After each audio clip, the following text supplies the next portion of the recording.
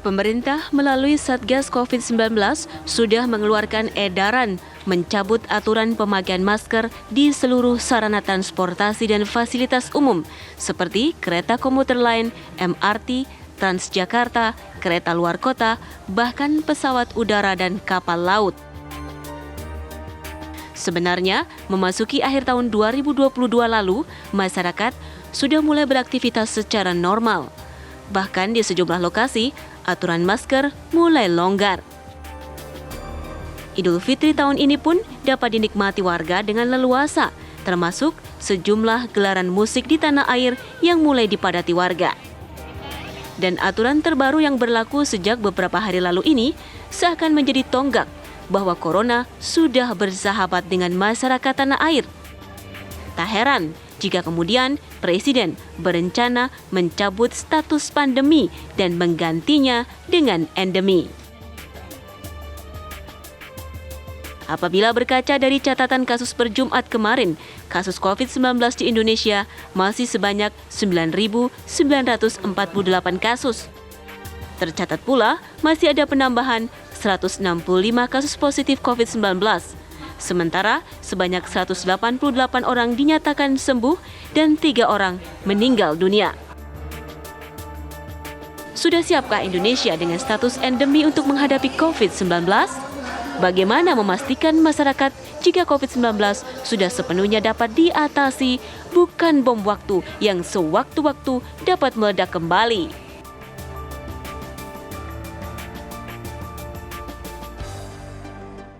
Itu yang akan saya bahas di Apa Kabar Indonesia malam hari ini, pemirsa. Di studio TV One sudah ada Dr. Yusuf di sini. Ini setelah sekian lama akhirnya saya bisa ngobrol dengan Dr. Yusuf tanpa menggunakan masker. Kalau Dr. Yusuf karena praktisi kesehatan selalu strict dengan maskernya. Itu yang memang terjadi ya Dr. Yusuf. Ini selamat datang. Yang terjadi saat ini pemirsa, di mana pemerintah sudah resmi mencabut aturan pakai masker di tempat umum bahkan juga di tempat tertutup. Tapi pertanyaannya, sudah siap atau sudahkah diputuskan Indonesia transisi dari pandemi menuju endemi? Langsung saja ya, saya akan sapa narasumber saya lewat sambungan Zoom. Sudah ada Jubir Kemenkes di sini, Dr. Syahril. Sudah tersambung juga Dr. Erlina Burhan sebagai Ketua Satgas COVID-19 dan juga epidemiolog kita ini, Pak Diki Budiman. Selamat malam Bapak-Bapak dan juga Ibu Erlina Burhan. Ya, baik. Selamat malam. Saya ingin pertama kali ke Kemenkes terlebih dahulu, pasti Dr. Syahril. Dok, banyak saat ini informasi berkembang, Presiden Jokowi akan mengumumkan status pandemi menuju endemi untuk Indonesia akhir Juni. Benarkah itu, Dok? Atau mungkin laporan dari Kemenkes ini status COVID di Indonesia ini seperti apa? Ya, terima kasih. Jadi benar berita itu telah disampaikan oleh Bapak Menteri Kesehatan. Semua laporan, ya persiapan untuk diumumkan oleh Bapak Presiden telah disampaikan oleh Bapak Menteri Kesehatan setelah berkoordinasi dengan seluruh yang terkait. Dan untuk waktu pastinya kita tetap menunggu sesuai dengan apa yang disampaikan Bapak Presiden sekitar 1-2 minggu ke depan. Nah, yang ingin kami sampaikan bahwa sebetulnya kita harus mengingat ada 2 Kepres ya yang diterbitkan di tahun 2020, yaitu nomor 11 dan yang kedua nomor 12, yaitu tentang penetapan kedaruratan kesehatan masyarakat COVID-19 yang dikeluarkan 31 Maret. Yang kedua juga penetapan bencana nasional, bencana non alam, ya penyebaran COVID sebagai bencana nasional. Jadi 2 Kepres ini yang tentu saja yang akan diberikan suatu perhatian khusus untuk kita rekomendasikan ke Bapak Presiden untuk dicabut, sehingga kita betul-betul menyusul pengumuman WHO, yaitu kedaruratan COVID secara global telah dicabut pada tanggal 5 Mei yang lalu, Pak. Ya, baik. Mungkin sekarang saya ingin ke Dr. Erlina Burhan juga untuk memberikan informasi kepada kita. Itu yang sudah disampaikan oleh Dr. Syahril mewakili Menteri Kesehatan bahkan juga Kemenkes. Untuk Satgas COVID-19 ini seperti apa laporannya? Mulai dari masih ada tidak sih sebenarnya pasien-pasien terpapar COVID saat ini atau mungkin sudah hampir tidak ada? Seperti apa, Dok? Ya, sebetulnya pasien COVID itu masih ada. Hanya saja memang sudah jumlahnya relatif stabil dan sedikit dan juga tidak banyak kasus-kasus yang berat seperti dulu yang kita khawatirkan. Jadi saya kira kalaupun kemudian pemerintah melalui Satgas mengeluarkan ketentuan bahwa boleh membuka masker, itu kami dari ID tidak berkeberatan, tapi tentu saja ada beberapa catatan karena masyarakat Indonesia itu biasanya tidak membaca secara utuh ya. Kalau mendengar boleh lepas masker, nah lalu semuanya akan membabi buta melepas masker. Padahal ada kondisi-kondisi tertentu yang sebaiknya tetap memakai masker. Contohnya kalau yang bersangkutan atau seseorang itu mempunyai komorbid sehingga sistem imunnya sedang rendah. Atau dia mungkin bergejala, batuk pilek dan lain sebagainya. Nah, untuk hal itu kami dari PBID atau saya sebagai ketua Satgas COVID PBID tetap menghimbau, merekomendasikan kepada masyarakat untuk memakai masker. Jadi memang kondisi stabil dan juga penyakitnya rata-rata ringan sehingga orang cukup beristirahat. Namun pada kelompok-kelompok tertentu, yaitu kelompok yang bergejala atau kelompok yang berisiko tertular, maka sebaiknya tetap memakai masker. Apalagi kalau di kendaraan umum misalnya yang orangnya bejibun, banyak, yang berdekat-dekatan sehingga kemungkinan tertular itu mudah. Tapi kalau Anda sehat, ya usia muda dan juga sudah divaksin sampai kepada vaksin yang keempat atau sudah booster yang kedua, itu relatif kita anggap aman untuk memang tidak lagi memakai masker. Ya, sekarang saya ke Pak Diki Budiman. Kalau dalam analisis global, sebenarnya penggunaan masker ini seperti apa? Karena ada yang menganggap bahwa sebenarnya Indonesia ini lebih lama ya, dia kemudian mencopot aturan atau menghapus aturan penggunaan masker di 2023. Ada beberapa negara bahkan di 2021, 2022. Seperti apa Pak Diki?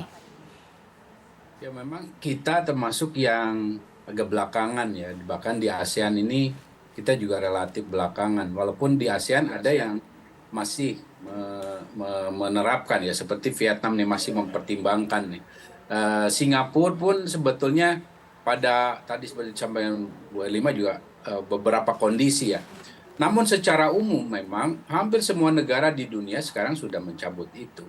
Tapi selain itu ada upaya untuk membangun literasi publik ya, karena bagaimanapun kita nggak bisa menyamakan kondisi Indonesia dengan misalnya negara maju nih. Karena apa?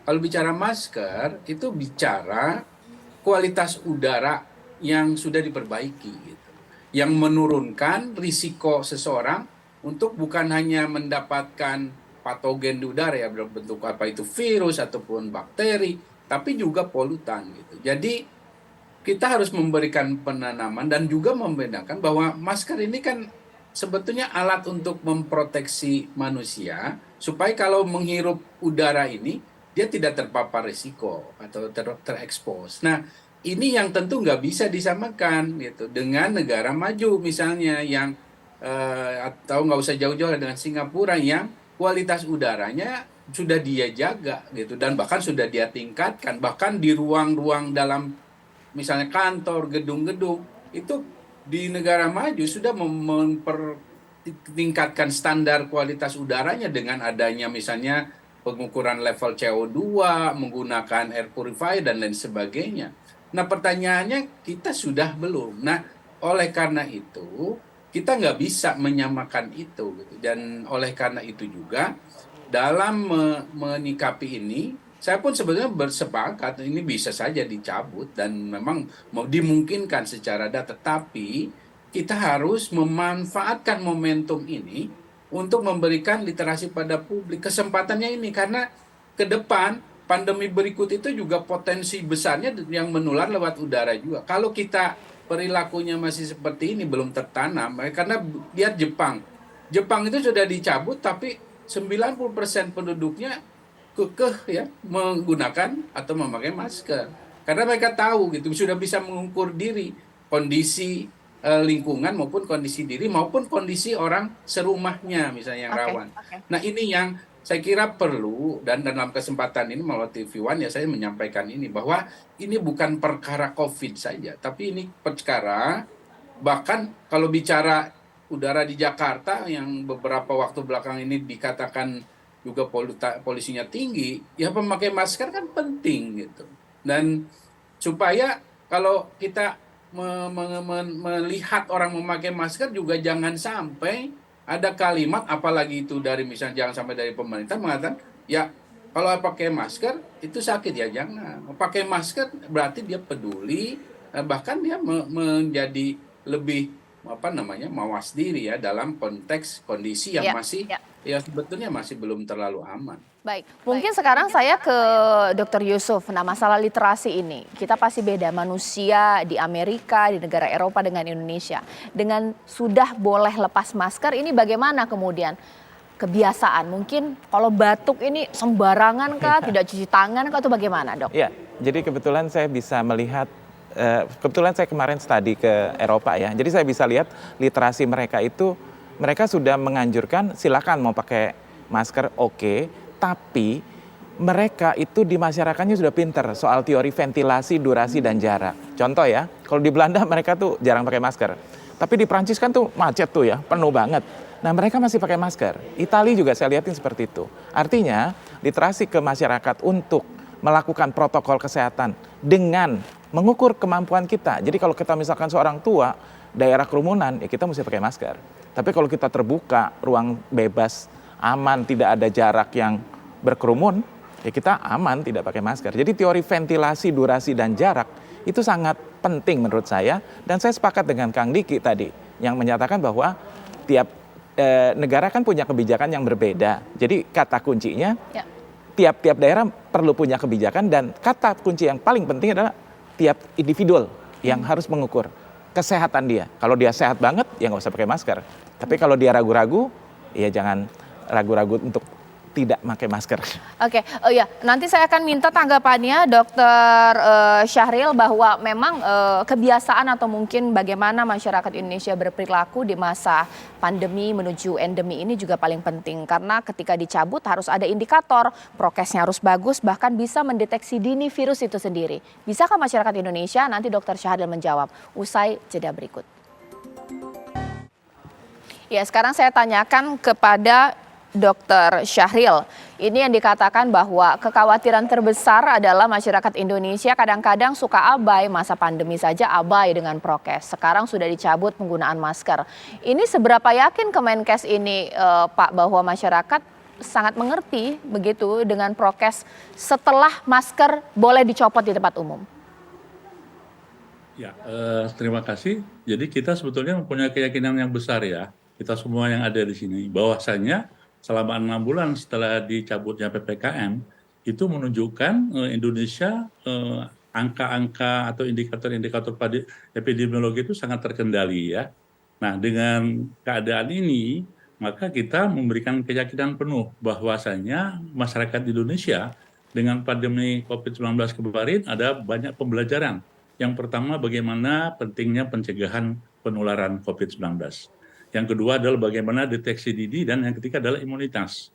Nah, khusus tadi tentang pencegahan penularan, di mana masker yang dikorelasikan tadi, kita memberikan penguatan apa yang disampaikan oleh teman-teman dari narasumber yang lain tadi, Pak Mas Diki maupun Pak Yusuf, bahwasanya memang masker ini sudah harus menjadi suatu kebutuhan masyarakat ya, kebutuhan kita yang akan hidup sehat, di mana akan menjadi kebiasaan dan akhirnya menjadi budaya.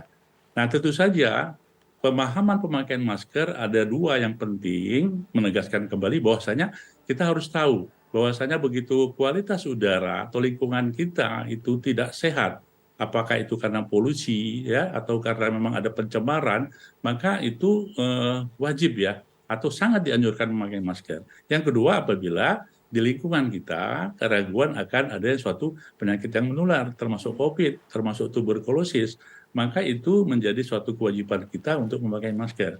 Jadi harapan kita semua, masker ini adalah menjadi kebutuhan, kebiasaan, dan budaya.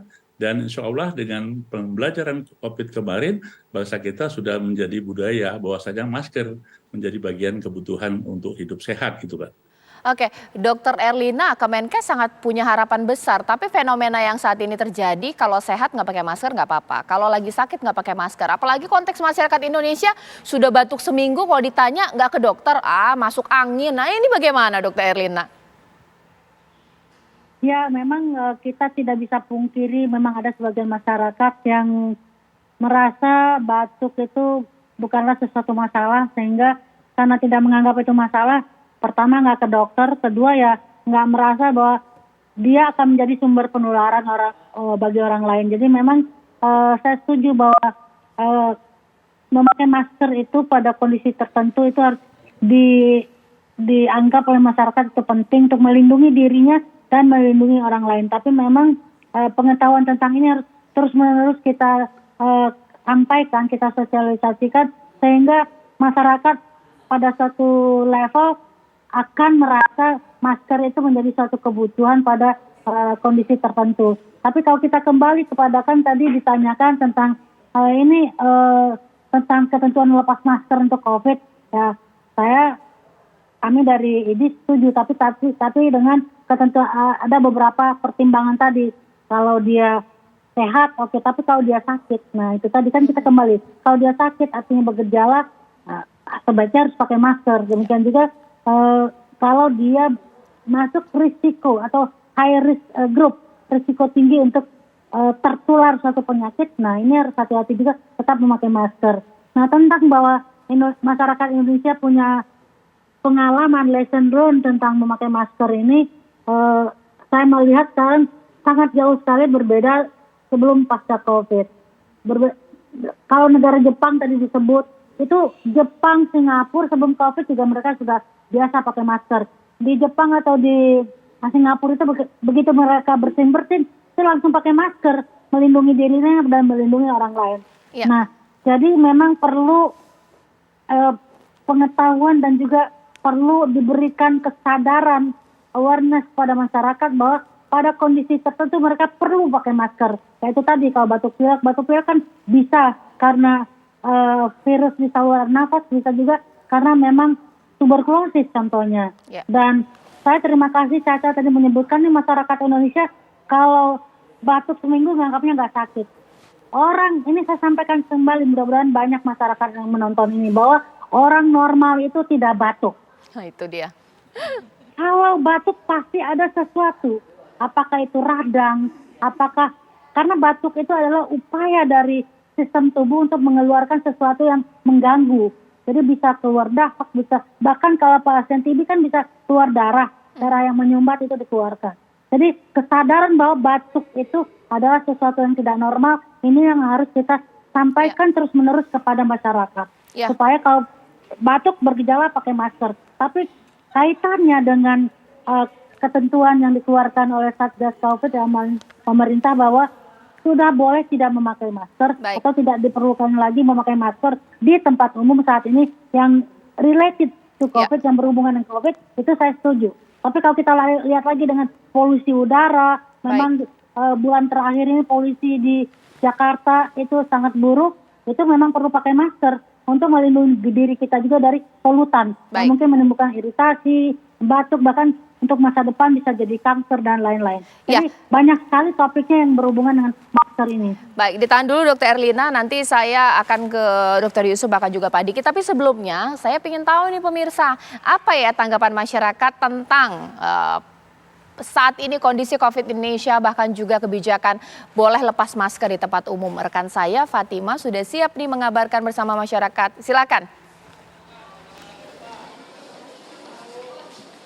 Ya, Caca dan juga pemirsa, benar sekali seperti kita ketahui bahwa pemerintah melalui Satgas COVID-19 sudah mengeluarkan aturan bahwa tidak wajib lagi masyarakat menggunakan masker di tempat umum maupun fasilitas-fasilitas umum atau transportasi di tempat saya melaporkan di stasiun KRL Manggarai.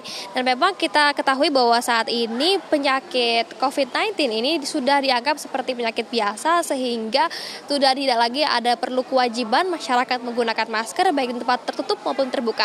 Nah, kita akan tanyakan tanggapan mengenai aturan tersebut kepada pengguna KRL Stasiun Manggarai. Kita akan tanyakan langsung pemirsa. Halo, selamat malam, dengan Mbak siapa? Selamat malam, dengan Bila. Dengan Mbak siapa? Awan. Ya, Mas, balik seperti kita ketahui bahwa memang pemerintah udah nggak mewajibkan lagi kita menggunakan masker, mengingat sudah memasuki fase endemi COVID-19. Gimana tanggapannya? Kalau untuk saya sih tanggapannya lebih baik pakai masker ya Mbak. Menurut saya kalau pakai masker kan kita lebih melindungi diri sendiri ya dari orang lain yang mungkin saja punya penyakit atau bagaimana. Seperti itu. Sendiri gimana tanggapannya? Untuk saya sendiri lebih prefer nggak pakai masker ya, apalagi kita kan pengguna KRL, jadi apalagi di jam-jam padat gitu kan suka pengap gitu sih. Jadi Mas lebih memilih nggak pakai masker ya, kalau banyak lebih memilih pakai masker. Nah, seperti kita ketahui bahwa memang saat ini penyakit COVID-19 sudah dianggap sebagai penyakit biasa. Bagaimana tanggapannya? Kebetulan mungkin saya juga di bidang kesehatan. Ya memang mungkin sekarang banyak yang berpikir COVID itu seperti virus, seperti flu gitu ya. Cuman tetap aja sih harus melindungi diri dari virus tersebut. Selain itu ada tanggapan lain mengenai pandemi COVID-19?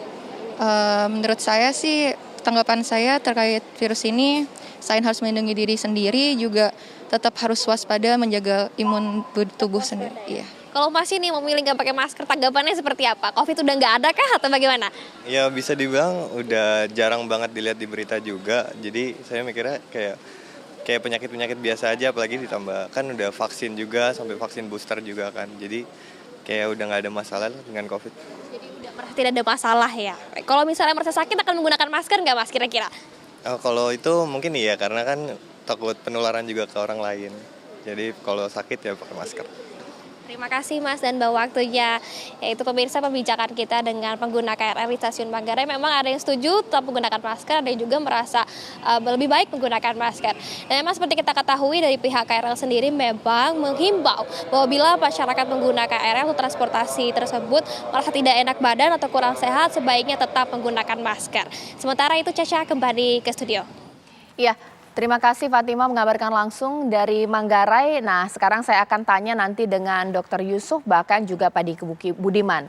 Bukan bermaksud untuk menakut-nakuti ya pemirsa ya, tapi kita juga harus tahu bahkan informasi bahwa ada mutasi varian COVID-19 yang saat ini juga harus diantisipasi, yakni Arcturus dan juga Kraken. Nanti kita tanya kepada ahlinya sesaat lagi. Ya, bukan untuk menakut-nakuti ini lagi nanti saya disemprot netizen ini. Tapi Anda harus tahu juga bahwa ada varian baru COVID yang saat ini sudah beredar harus diantisipasi, Arcturus dan Kraken. Nah, saya tanya langsung kepada Dr. Diki Budiman. Nah, dua virus ini sebenarnya eksistensinya seperti apa sih dunia bahkan juga Indonesia? Pak Diki Budiman. Ya, saat ini sebetulnya memang dua XBB dan XBB 15 dan 2116 menjadi dua subvarian yang masuk kategori varian of interest oleh WHO ya, oleh WHO yang artinya dia menjadi subvarian yang menyebabkan bukan hanya kasus infeksi dan reinfeksi terutama, tapi juga menimbulkan ya dampak, dalam hal ini ada kematian, ada juga kesakitan, walaupun jumlah keparahan maupun kematiannya sudah jauh lebih berkurang dibandingkan Delta. Tapi bukan berarti dia melemah sebetulnya. Ini kan karena dampak dari imunitas yang juga dimiliki.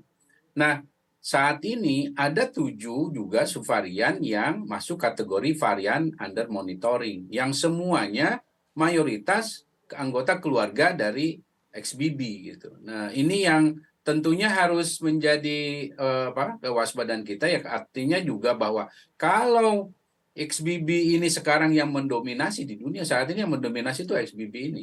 Ini artinya kita memberi peluang pada XBB ini untuk terus bermutasi ya, dan ini akan merugikan kita. Nah, data terakhir per hari ini, saat ini ada namanya subvarian namanya FU ya. FU ini yang sekarang mendominasi dan juga mengalahkan keluarga XBB ini, yang ini sekarang dia dominan di China juga di Amerika, yang dua negara ini memiliki genomic surveillance yang sangat bagus ya, termasuk Inggris diantaranya. Nah, ini tentu harus menjadi perhatian kita karena sekali lagi berarti dunia ini, orang-orang di dunia ini termasuk di Indonesia itu sudah mengkondisikan, membiarkan sebagian masyarakat kita ini yang terinfeksi berulang sehingga lahir yang begini.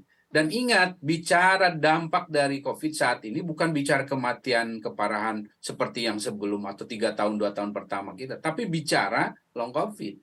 20% dari orang yang terinfeksi berulang kali ini akan mengalami long COVID, yang artinya akan menurun kualitas kesehatan. Jadi itu yang saat ini data dunia menunjukkan kasus-kasus misalnya penyakit jantung, diabetes, bahkan kalau pada anak, kasus infeksi, bahkan infeksi jamur yang ringan itu sekarang lebih berat kalau dia terinfeksi COVID. Karena dia ada gangguan dalam mekanisme pertahanan tubuhnya. Nah ini yang harus diketahui oleh publik. Gitu.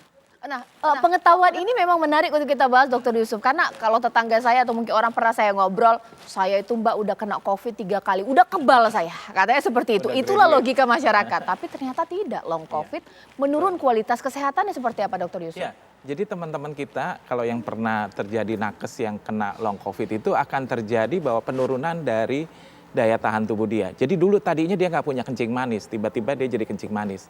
Kemudian jantungnya sehat, seorang radiolog. Tiba-tiba jantungnya dibengkak gitu loh. Dan akhirnya aktiviti dia yang biasa lari kuat, lari naik sepeda, udah lebih berkurang. Nah itu yang kita harus sadari, bahwa si virus ini cukup jahat dalam hal nanti terjadi long COVID yang menggerogoti kesehatan, kekuatan kita. Nah itu yang kita harus sadari. Jadi saya sepakat dengan semua ahli yang ada sebagai narasumber kita, bahwa si COVID ini ada, tapi imunitas kita yang harus kita jaga. Tadi kan kita sepakat ya, Mbak Caca nggak pernah kena, saya juga nggak pernah kena. Karena kita sepakat, kita rajin makan sayur-sayuran tuh. Wah, saya banyak sekali makan sayur. Iya, jadi sayur-sayuran itu mengandung mikronutrien yang akan menjaga imunitas kita. Itu sekali yang kita harus jaga. Menarik untuk penurunan kualitas kesehatan dari masyarakat pasca COVID dari Kemenkes, Dr. Syahril. Sudah ada penelitian dan kajian tidak sih? Ini kan masyarakat Indonesia banyak terinfeksi COVID. Apakah baik-baik saja masyarakat Indonesia atau makin banyak keluhan-keluhan penyakitnya pascanya? Bagaimana Dr. Syahril?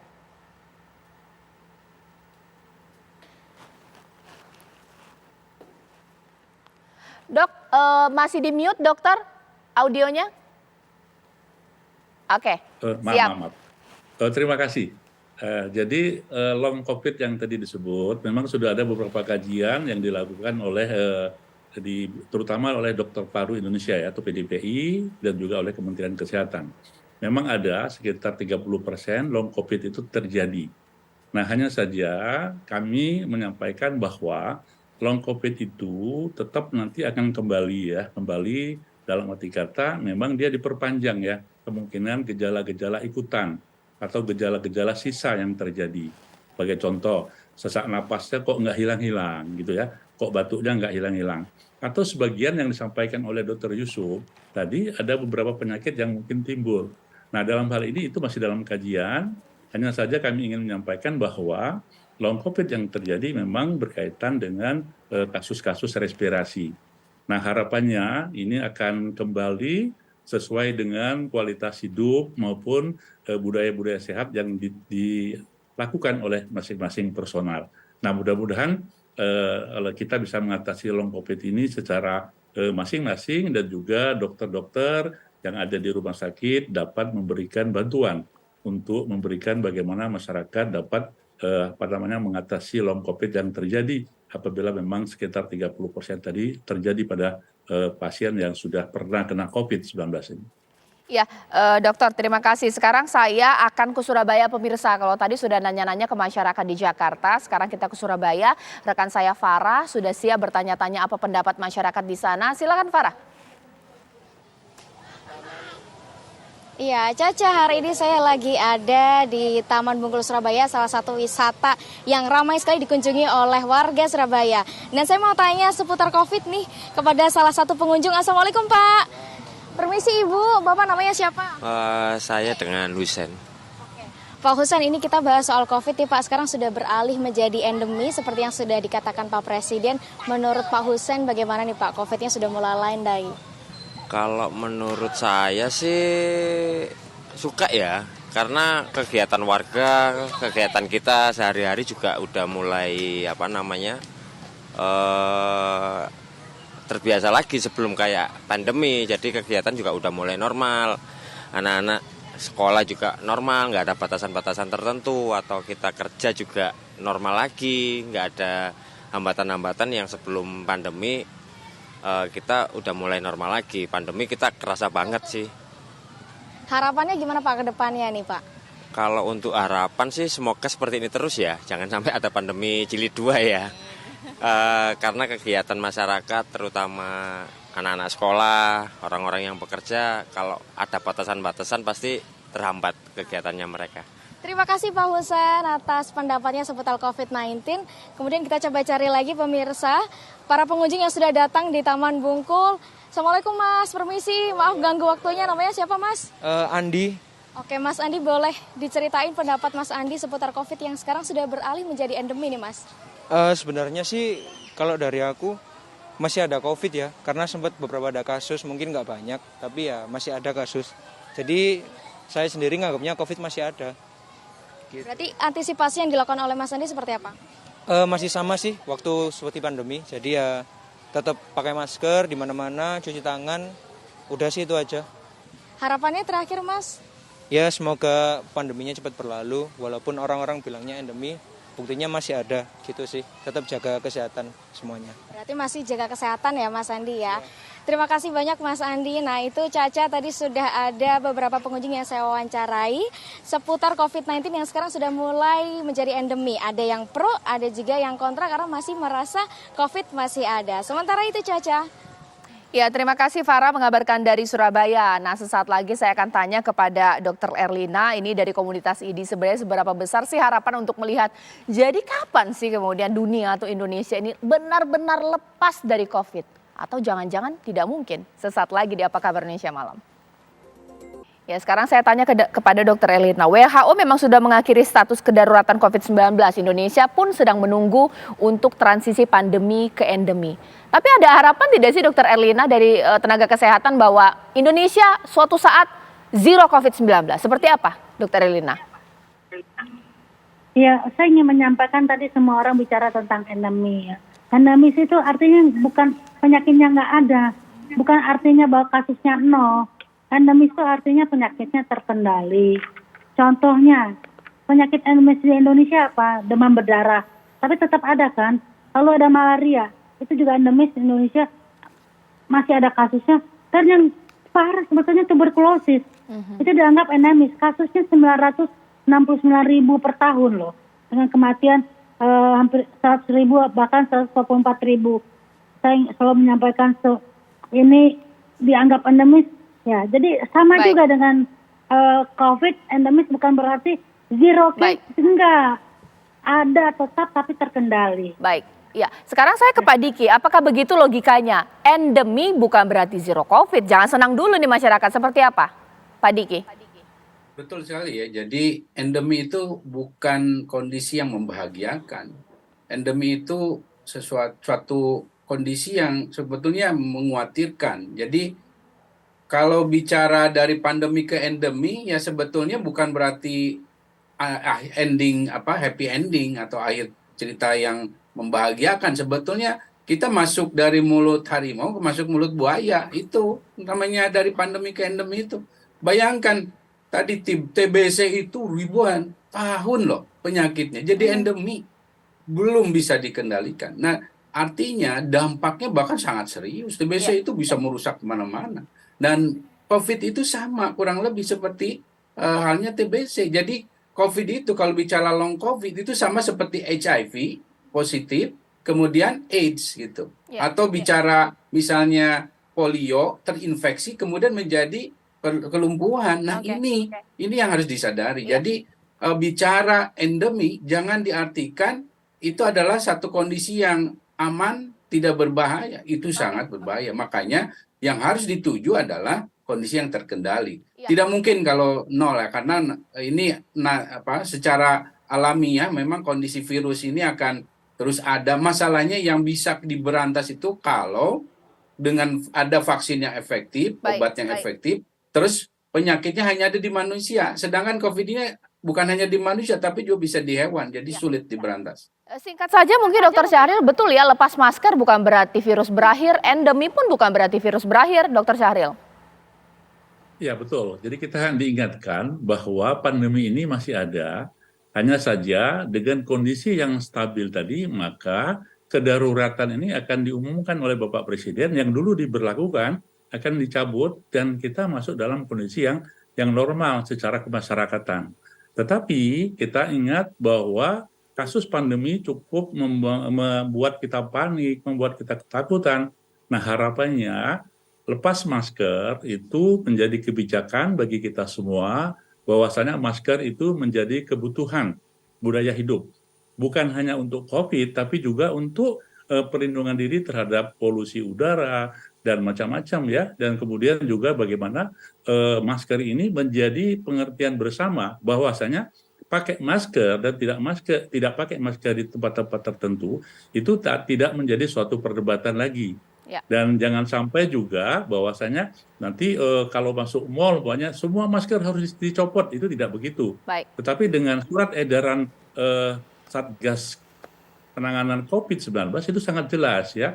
Jadi masker boleh tidak dipakai, hanya saja bagi masyarakat yang sedang sakit atau kekhawatiran akan tertular, maka dia wajibkan juga untuk memakai dengan maksud tidak menjadi sakit COVID yang seterusnya. Ya, Dr. Yusuf, berarti kalau mau jaga kesehatan sekarang kita ini ya pakai masker, prokes, apapun kebijakannya, bagaimana? Ya, jadi kita sepakat bahwa protokol kesehatan menjadi bagian dari hidup kita. Selalu yang saya sebutkan adalah sehat sakit bahagia berawal dari diri kita sendiri. Oleh sebab itu kitalah yang dapat menjaga diri kita dan melindungi diri kita sendiri. Jadi pilihan ada di tangan kita, tapi protokol kesehatan jadi bagian dari hidup kita. Ya, lepas masker bukan berarti virus berakhir. Betul. Endemi pun bukan berarti virus berakhir, begitu ya dokter? Betul, ya? Jadi kita tetap harus jaga. Ini sudah jelas sekali dari seluruh narasumber saya, terima kasih. Ini Dr. Erlina, Pak Diki, Dr. Syahril, bahkan juga Dr. Yusuf. Ya, tergantung kita lah untuk jaga kesehatan. Mau sehat, ya prokes, pakai masker, boleh. Terserah dengan Anda, sambil tunggu kita keputusan dari Presiden mengenai status endemi. Saya Caca Anissa, selamat malam, sampai jumpa.